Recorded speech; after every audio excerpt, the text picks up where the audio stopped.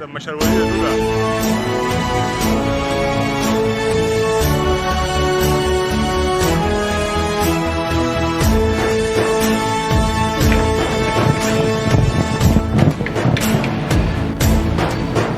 तुमने जब भी पुकारा हमें वतन तेरे गुलशन को फिर से सजाएंगे हम। तुमने जब भी पुकारा हमें वतन तेरे गुलशन को फिर से सजाएंगे हम। तेरी तारीकियों में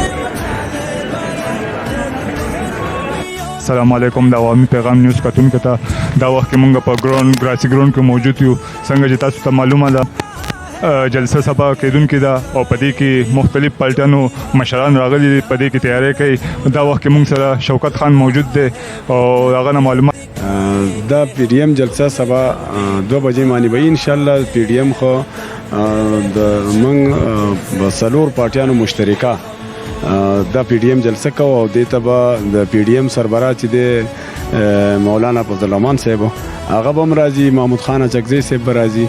او شهباز شریف هغه به مې او ورسره به ملي منګه د قومي وطن پارټي سربراہ ملي رهبر تاب احمد خان شیرپا بم راځي هغه بم خطاب کوي دا جلسه د تیاری چې کوم دی خو ټول پارټیانو ول په خپل ځمان لګیا دي هغه په خپل یو دغه معنی کوي او منګم راغلی یو منګم هغه ورکران ناصر دي مرګر را سره دي هغه ملک عمران صاحب منګ سره دي انور اقبال بالی منګ سره دي بارام خان دی هغه د دوی په قیادت کې هغه د مرګر راغلی دي او هغه تیاریان کوي دي لګیا دي د تاسو د مخې د جنډې منډي هغه تاسو را پارټي موږ د پارټي به هغه ملي رهبر آفتاب احمد خان شیرپا سکندر حیات خان شیرپا هاشم بابر صاحب او نورم دغه سره د صوبې مشران طارق خان نور مشران هم چې دی هغه ډاکټر افضل صاحب او د ټول برازي ان شاء الله سبا دي کې خو د خلکو جذبه ډیره زیاته ده د هغه مین یو وجه ده چې د ملک هغه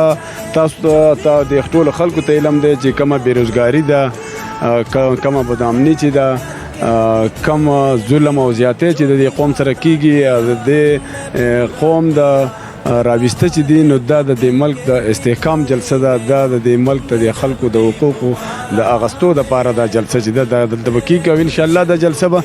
تاریخي جلسه به جداسي جلسه به چرتم په سواد کې نه شي دا به ولنه ځل ان شاء الله ځکه دی کې زمونږ سره مولانا صاحب چې کم هغه ایفورت دي کم مهنت هغه کوي کم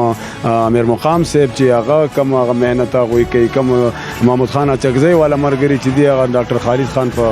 شکل کې دلته موږ هم د شیربادر خان او د رضا الله خان په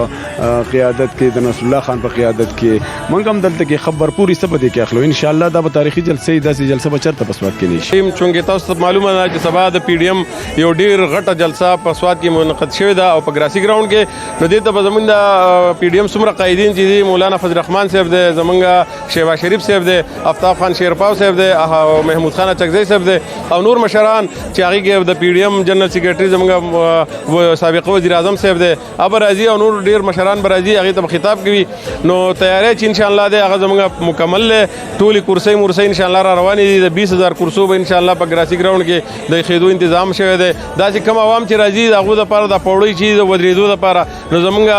30-40 کسان به ان شاء الله په ګراسي ګراوند کې راځي چې کم کسان سیوا شو نو دا خواته روډ چې د ادم زمونږ د جلسګۍ صدا او د نور روډونه چې دي د منګوري ټول روډونه به ان شاء الله زمونږ د جلسګۍ صحیح مونږ په نشاط چوک کې بم سکرین لګاو دا غږی پورې ان شاء الله جلسه رسي زمونږ ټول عوامو ته درخواست ده چې د زه به هیڅ تکلیف نه تاسو راځي ارزه به ان شاء الله جلسه مونږ صرف هادي حکومت او کم خلکو چې د حکومت راوسته ده هغه د خپل غواړو چې عوام د چا سره دي او عوامي قوت ته چا سره ده عوام څومره تنګ دي په عوامو باندې د منګای چې کم بوج ده کم ظلم روان ده کم نوکریان چې خرڅيږي کم کرپشن سره روان ده دغه خلاف قائدین خطاب کوي نو ټول به ان شاء الله په سلور بجې باندې په دې جلسه کې شرکت وکړي او چې د پی ډی ایم دا مشران چې دي هغه ووري چې تاسو د پار راځي او دغه ملمستیا خو شي نو دا به د سواد د ټولو تاریخ نه انتهایی زما خیال چې غټه جلسه وي په دې کې شرکت وکړي نو زه خو د ټولو نه مخکې د عوامي پیغام نیوز د پښتونخوا ملي عوامي پارټۍ د مرګرو د طرفه د زړه د تله شکریا ادا کوم چې هغه موږ له دا مقرره کړه زما عزتمنو مشرانو تاسو ټولو ته معلومه ده چې 4 جولای د پاکستان ډیموکریټډ موومېنټ مرکزی مشرانو دا فیصله کړې و چې په 4 جولای باندې به موږ په ضلع سواد کې د پی ډی ایم د پلیټ فارم د لاندې به یو عظیم شان یو تاریخي جلسه کوو. تاسو ټولو ته معلومه ده چې په پی ډي ایم کې د پښتونخوا ملي عوامي پارټي، جمعیت علما اسلام، قومي وطن پارټي او پاکستان مسلم لیگ باندې مشتمل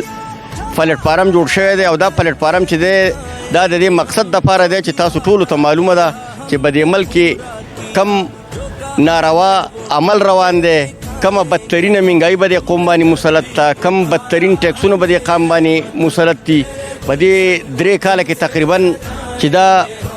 قوم دشمنه پالیسانې به دې قوم باندې مسلط دي. نو مونږ انشاءالله تعالی دا تاسو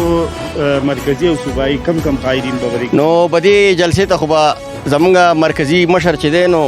د قام مشر او ملي مشر محترم محمود خان اڅکزی به ورته خطاب کوي. نور دغه سره مرکزي مشران به د صوبې صدر چې دی ګران مختیار خان یوسفزی چې د پښتونخوا ملي عوامي پارټۍ مرکزي سینیئر ډیپټي چیرمن هم دی او د خیبر پښتونخوا صوبایي صدر هم دی خورشید کاکا جی. نور زمونږ د ضلعو د صوبې مشران به انشاءالله تعالی سبا به د سوات ولس ته یو تاریخي خطاب به ورته کوي او دا زمونږ انشاءالله تعالی ټارګټ دی او دا زمونږ امید دی چې انشاءالله تعالی دا به د سوات دا جلسه چې دا به د پاکستان په 73 کاله کې یو تاریخ په قیامي چې په سوات کې د پاکستان ډیموکریټډ موومېنټ زیر انتظام یو عظیم شانه یو تاریخي جلسه وشوه. په دې واله باندې چې نن دا خلک چې دی دا د دې موجوده سلیکټډ حکومت نه دا مکمل طور باندې تنګ شوی دی.